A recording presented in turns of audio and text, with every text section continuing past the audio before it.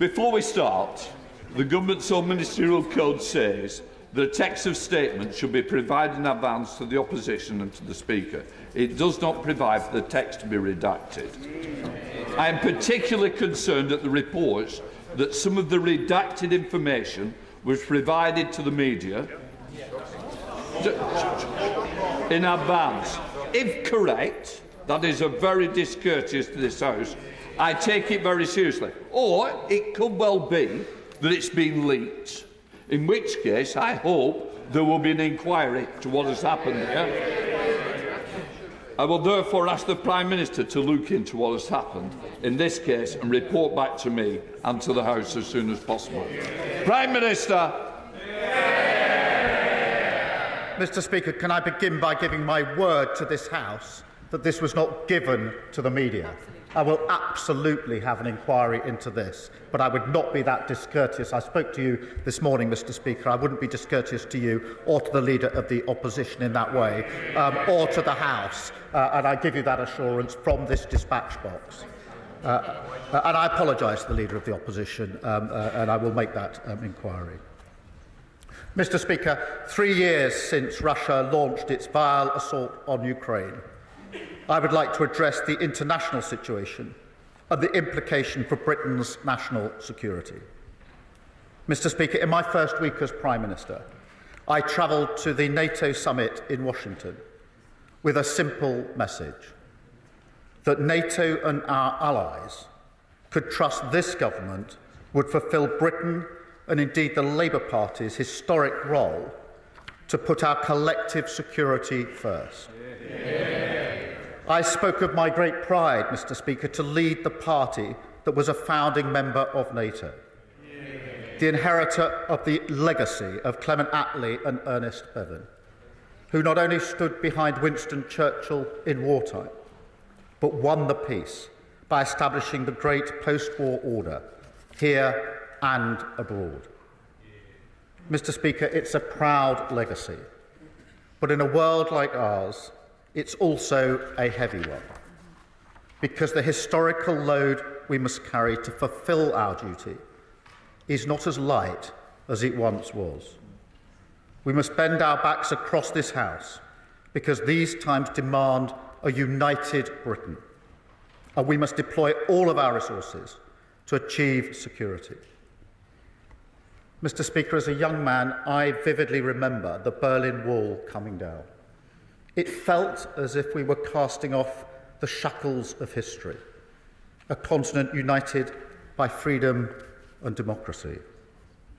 If you had told me then that in my lifetime we would see Russian tanks rolling into European cities again, I would not have believed you.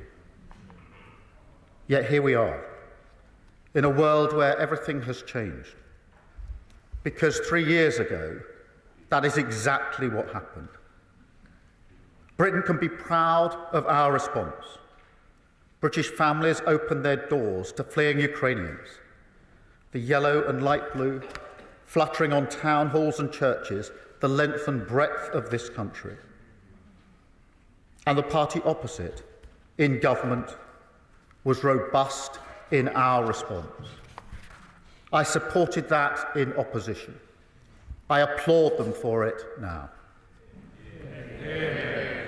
And we have built on that, bringing our support for Ukraine to a record level this year. Mr. Speaker, we should not pretend that any of this has been easy. Working people have already felt the cost of Russian actions through rising prices and bills. Nonetheless, one of the great lessons of our history is that instability in Europe will always wash up on our shores, and that tyrants like Putin only respond to strength. Russia is a menace in our waters, in our airspace, and on our streets. They've launched cyber attacks on our NHS. Only 7 years ago, a chemical weapons attack on the streets of Salisbury. We must stand by Ukraine, because if we do not achieve a lasting peace, then the economic instability, the threats to our security, they will only grow. And so, as the nature of that conflict changes, as it has in recent weeks, it brings our response into sharper focus.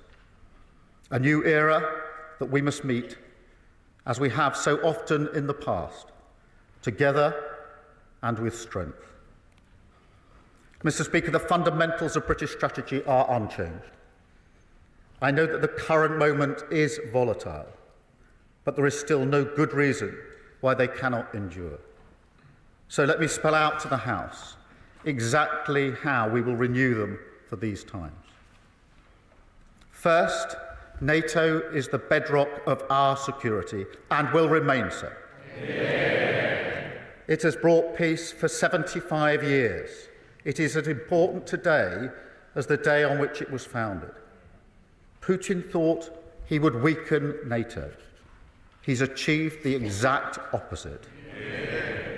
And it remains the organisation that receives the vast bulk of our defence effort in every domain, and that must continue. Second, we must reject any false choice between our allies, between one side of the Atlantic or the other. That is against our history, country and party, because it's against our fundamental national interest. The US is our most important bilateral alliance. It straddles everything from nuclear technology to NATO, to Five Eyes, AUKUS and beyond. It survived countless external challenges in the past. We fought wars together with the closest partners in trade, growth and security. So this week, when I meet President Trump, I will be clear. I want this relationship to go from strength to strength. Yeah. But, Mr. Speaker, strength in this world also depends on a new alliance with Europe. As I said in Paris last week, our commitment to European defence and security is unwavering. But now is the time to deepen it. So we will find new ways to work together on our collective interests and threats, protecting our borders, bringing our companies together, seeking out new opportunities for growth. Third, Mr. Speaker, we seek peace, not conflict. And we believe in the power of diplomacy to deliver that end. That, of course, is most pressing in Ukraine. Nobody in this House or this country wants the bloodshed to continue. Nobody. And, Mr. Speaker, I've seen the devastation in Ukraine firsthand. What you see in places like Bucha, that never leaves you. But for peace to endure in Ukraine and beyond, we need deterrence. I know that this House will endorse the principle of winning peace through strength. Yeah. So we will continue to stand behind the people of Ukraine. We must ensure they negotiate their future, and we'll continue to put them in the strongest position for a lasting peace. Fourth, Mr. Speaker, we must change our national security posture, because a generational challenge requires a generational response. That will demand some extremely difficult and painful choices. And through those choices, as hard as they are, we must also seek unity, a whole society effort that will reach into the lives, the industries and the homes of the British people. I started this statement by recalling the era of Attlee and Bevin. And of course, this year we will mark many anniversaries of that greatest generation. We must find courage in our history, courage in who we are as a nation, because courage is what our own era now demands of us. So starting today, I can announce this government will begin the biggest sustained increase in defence spending since the end of the Cold War. Yeah. We will deliver our commitment to spend 2.5% of GDP on defence, but we will bring it forward so that we reach that level in 2027. Yeah. And we will maintain that for the rest of this Parliament. And let me spell that out, Mr. Speaker. That means spending £13.4 billion more on defence every year from 2027. But, Mr. Speaker, we also face enemies that are sophisticated in cyber attacks, sabotage, even assassination. And so our intelligence and security services are an increasingly vital part of protecting both us and our allies.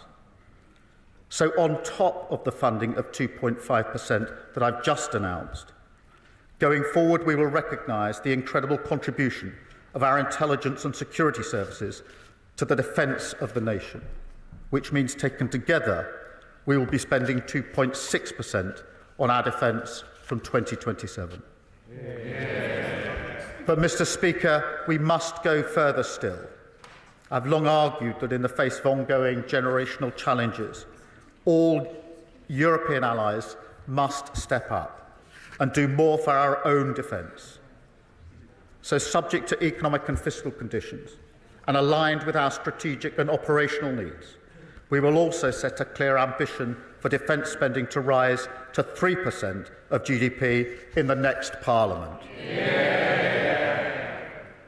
Mr. Speaker, I want to be very clear. The nature of warfare has changed significantly. That is clear from the battlefield in Ukraine. And so we must modernise and reform our capabilities as we invest. I equally want to be very clear that, like any other investment we make, we must seek value for money. And that's why we're putting in place a new defence reform and efficiency plan, jointly led by my right honourable friends, the Chancellor and the Defence Secretary. This investment means that the UK will strengthen its position as a leader in NATO and in the collective defence of our continent. And we should welcome that role. It is good for our national security. It is also good for the defining mission of this government to restore growth to our economy, and we should be optimistic of what it can deliver in those terms.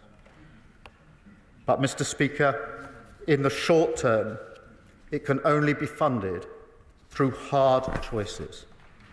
And in this case, that means we will cut our spending on development assistance, moving from 0.5% of GNI today to 0.3% in 2027, fully funding our increased investment in defence. I want to be clear to the House. That is not an announcement I am happy to make.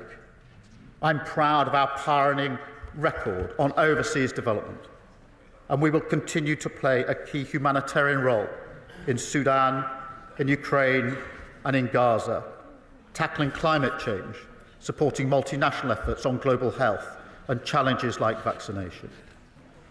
In recent years, the development budget was redirected towards asylum backlogs, paying for hotels. So as we're clearing that backlog at a record pace, there are efficiencies that will reduce the need to cut spending on our overseas programmes. But nonetheless, it remains a cut, and I will not pretend otherwise. We will do everything we can to return to a world where that is not the case and rebuild a capability on development. But at times like this, the defence and security of the British people must always come first. That is the #1 priority of this government. But, Mr. Speaker, it's not just about spending. Our whole approach to national security must now change. We will have to ask British industry, British universities, British businesses and the British people to play a bigger part. Use this to renew the social contract of our nation, the rights and responsibilities that we owe one another. The first test of our defence policy is, of course, whether it keeps our country safe. But the second should be whether it improves the conditions of the British people. Does it help provide the economic security that working people need? Because ultimately, as Attlee and Bevan knew, that is fundamental to national security as well. We will use this investment as an opportunity. We will translate defence spending into British growth, British jobs, British skills, British innovation. We will use the full powers of the Procurement Act to rebuild our industrial base. And, Mr. Speaker, as the Strategic Defence Review is well underway, and across government we're conducting a number of other reviews relevant to national security, it's obvious that these reviews must pull together. So before the NATO summit in June, we will publish a single national security strategy, and we will bring it to this House because, Mr. Speaker, as I said earlier, that is how we must meet the threats of our age, together and with strength. A new approach to defence, a revival of our industrial base, a deepening of our alliances, the instruments of our national power brought together, creating opportunity, assuring our allies, delivering security for our country. Mr. Speaker, at moments like these in our past, Britain has stood up to be counted. It has come together, and it has demonstrated strength. That is what the security of our country needs now, and it is what this government will deliver. And I commend this statement to the House. Leader of the Opposition, Kemi Badenoch. Thank you, Mr. Speaker, and I thank the Prime Minister for the partial copy of his statement. And now that I've heard the unredacted bits, I must welcome his response and his fulsome support for Ukraine. This weekend marked a grim milestone. It's now 3 years since Putin's invasion, and the Conservative Party stands resolutely with the people of Ukraine. Our hearts are with those still caught up in this conflict, as we remember the many innocent lives lost. I will always be proud of the support the last Conservative government gave in the run-up to Putin's invasion and those first crucial weeks and months of the war.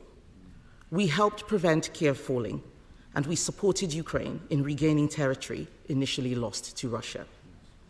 But it is also true that overall, the West has not done enough to support Ukraine. As has been the case from the outset, it remains ultimately for Ukraine as a proud and sovereign nation that has sacrificed so much to defend itself and the fundamental freedoms that we all hold dear. It is up to them to decide their future. So we want this terrible war to end, but Ukraine needs to be at the negotiating table. And like President Zelenskyy, we hope for a lasting, reliable peace.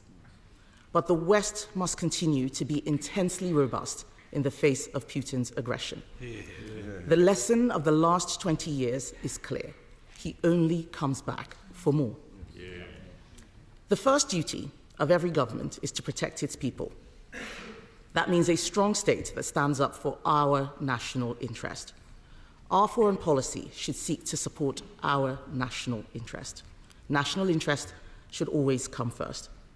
So I'm very pleased to hear the Prime Minister announce that increase to 2.5% by 2027. All of us on this side of the House welcome that. We've all wanted to see more spending on defence. I would ask the Prime Minister, on including the intelligence budget, can he confirm that this is new money for the intelligence services? And does this mean that there will be new money in the next financial year? The Prime Minister will know that I wrote to him at the weekend with suggestions on what we could do to help with increasing defence spending, so I welcome his announcement on repurposing money from the overseas development budget. That is absolutely right.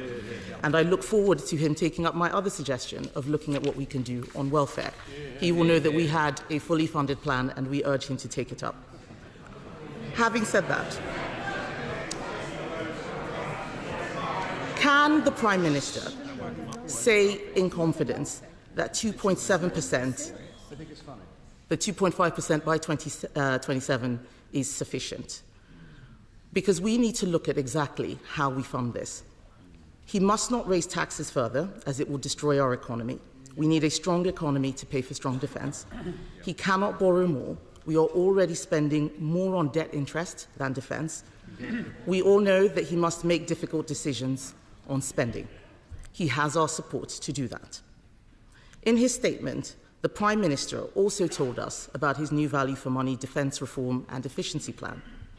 Does he agree that the first thing that must be looked at is spending billions of taxpayer money leasing back a defence base on Diego Garcia that we currently own? Why is the Prime Minister still pursuing this deal?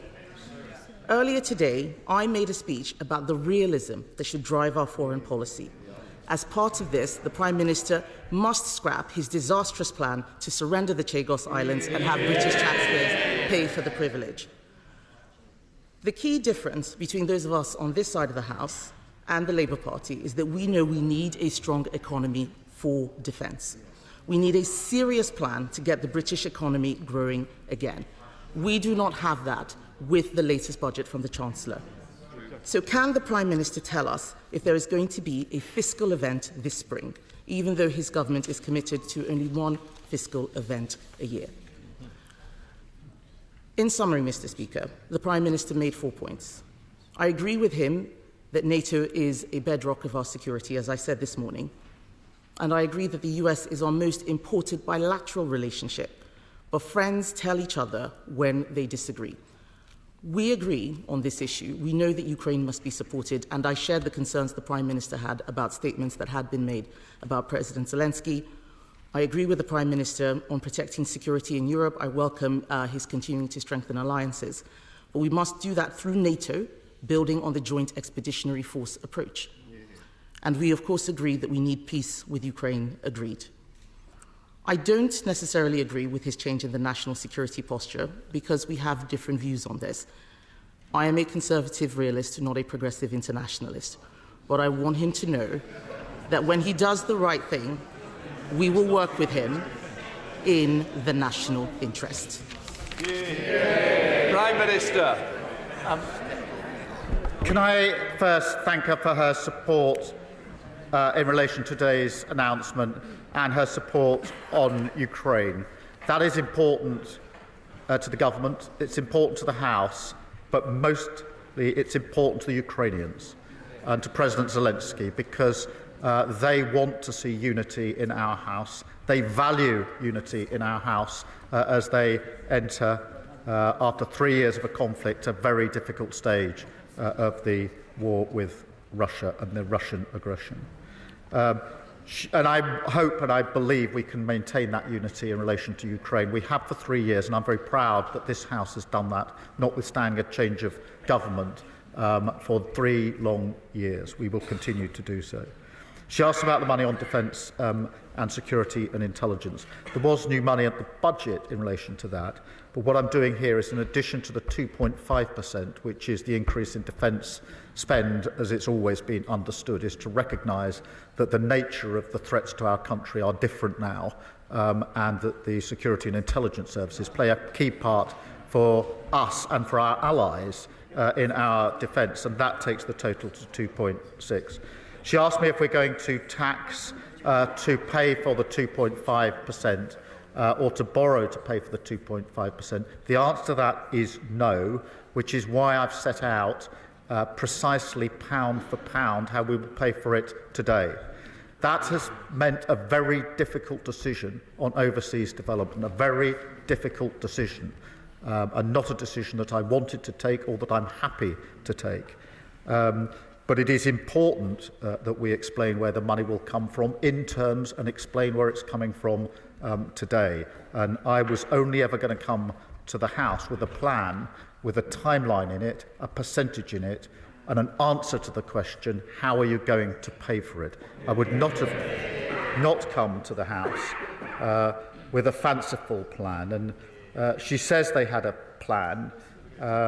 She says, of course we did. I've views on it, but the Institute of Government said of their pledge for 2.5% by 2030, Institute for Government, it does not add up, it's not a serious plan.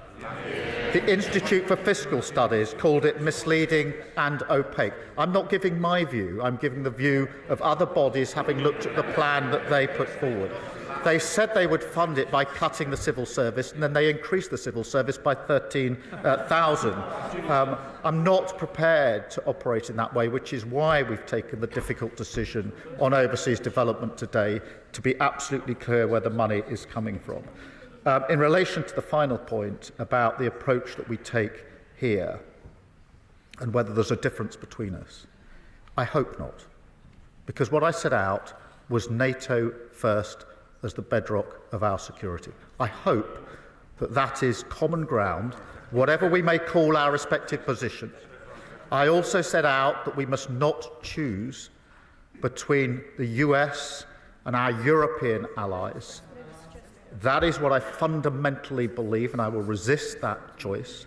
I hope that that is common ground between us, notwithstanding the language that she uses, because that is important, not for the exchanges over this dispatch box, but the future defence and security of our country and of Europe. Thank you. Chair of the Defence Select Committee, Tamanji Singh Desi. Thank you very much, Mr. Speaker. I welcome the Prime Minister's statement on defence and security, because times are changing and we must all recognise that these are pivotal moments, not just for our nation's security, but also for our Ukrainian friends, whom we must wholeheartedly support in their fight for survival. Mr. Speaker, in my role as Defence Committee Chair, during my various interactions with key stakeholders, I've begun to realise that there is considerable consternation amongst our European allies about whether long-established and hard-earned alliances, rather than a short-term transactional approach, can still be relied upon to secure lasting peace. And also, given the proposed decreased American presence in our continent, people are looking for leadership. And I feel that this is our time as a nation to step forward and take that lead on defence and security matters in our continent. So does my right honourable friend, the Prime Minister, agree that he will convey to President Trump and our American allies about our allies' anxieties and the need to strengthen our transatlantic NATO alliance at this perilous time for Europe? And does he also agree that he can be that person to take the lead on defence and security matters in Europe while coalescing our NATO allies? Can I just gently say, I know you've got a lot to say, but I've got a lot of members to get in. I've still got other bleeders. Prime Minister. Thank you, Mr. Speaker. Look, I do agree that our alliances are important, and that's why NATO is the bedrock of our approach. It has been for many, many years and will continue to do so. I do accept that European allies and the UK have to step up and do more. In our heart of hearts, I think, across this House, we've known that this moment was coming for the last 3 years. And now we've put that plan before the House. And, of course, I will do everything I can to strengthen the alliance and the relationship between the US and the UK. It is a special relationship. It is a strong relationship. I want it to go from strength to strength. Thank you. Leader of the Liberal Democrats, Red Davey. Thank you, Mr. Speaker. Can I thank the Prime Minister for sight of his statement? 3 years ago, Putin began his brutal, full-scale invasion of Ukraine. And as we watched Russian missiles rain down on Ukrainian cities, we feared he might have struck a decisive blow to Ukraine and its sovereignty. Yet Putin underestimated the strength of the ideals we share with our Ukrainian friends of democracy, truth and liberty. He underestimated the courage and grit of Ukrainian soldiers who have spent 3 years heroically resisting Putin's war machine. Britain stood together with our allies in support of Ukraine. Families up and down the country opened their doors wide for Ukrainian refugees, because we know that Ukraine's fight for democracy and liberty is our fight too. And in this House together, we stood strong together. And yet 3 years on, the future of Ukraine and security in Europe seems even more perilous. Then, Washington was clearly on our side, but now the United States is voting with Russia, Belarus, and North Korea in the United Nations. President Trump labels President Zelenskyy a dictator, but not Vladimir Putin. Mr. Speaker, after the Second World War, Britain came together with allies around the world to establish NATO, and with America agreed to underwrite security on this continent, recognising the threat to the security of one nation was a threat to the security of all nations. Mr. Speaker, the events of the past few days are clear. That era is over. We may be watching before our very eyes the betrayal of our Ukrainian allies by America. and with it the potential betrayal of Europe and of Britain too. We must respond. Now it is up to the United Kingdom to lead in Europe. As a nation, we must seize this moment. Mr. Speaker, it is for our national interest that Liberal Democrats have supported the Prime Minister's proposals on Ukraine, including British troops joining a reassurance mission in Ukraine if a just settlement is reached.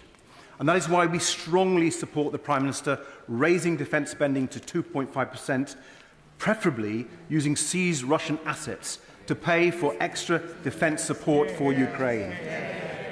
We will scrutinise all aspects of the government spending plans carefully, but I hope that moving at pace to 2.5% will mean ministers will shortly announce the reversal of the Conservatives' short-sighted cut of 10,000 troops from our armed forces.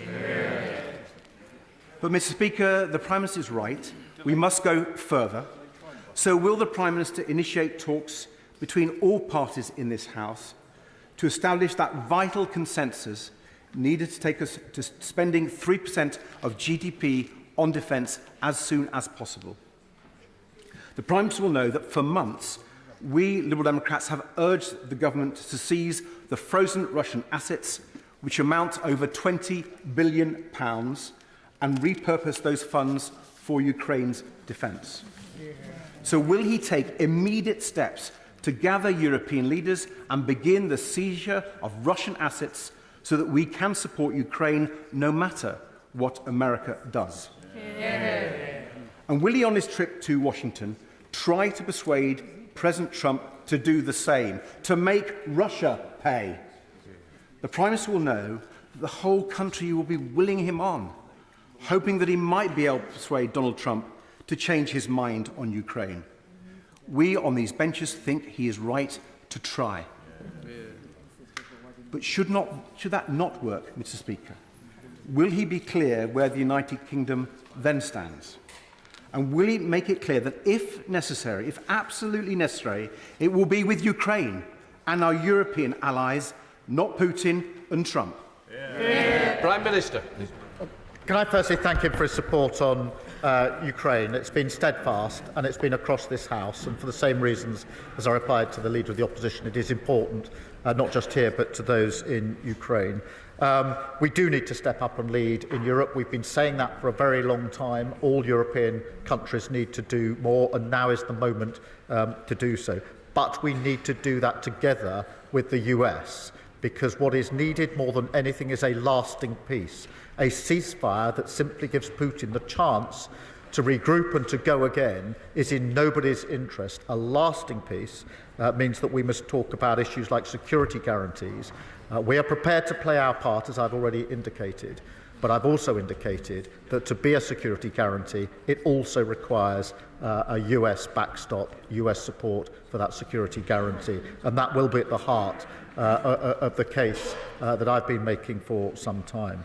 On the question of assets, as he knows, of the assets that have been seized already, the interest on those of £3 billion has already been committed to Ukraine, and we are working with our European allies to see what more can be done in relation to the funding that's going to be necessary. Stepping up means stepping up on capability, coordination, and stepping up on funding, which is what we've done today with this statement. Chair of the Treasury Select Committee, Dame Benckilia. Thank you, Mr. Speaker. Mr. Speaker, I warmly welcome the Prime Minister's statement today and this strong commitment to defence spending. And I welcome as well the work being done with the Chancellor and the Defence Secretary on ensuring that we get every value we can for the pound that's spent in delivering capability. Will the Prime Minister also reaffirm his commitment to the parliamentary scrutiny of that spending, including on the most sensitive areas? Yes, of course. It's extremely important, and she knows that well. She's absolutely right to say we must get value for money. This is a huge increase in defence spending. It's very important it's used on the right capabilities in the right way, and that's why we intend to get a much better grip on the money that will be put in.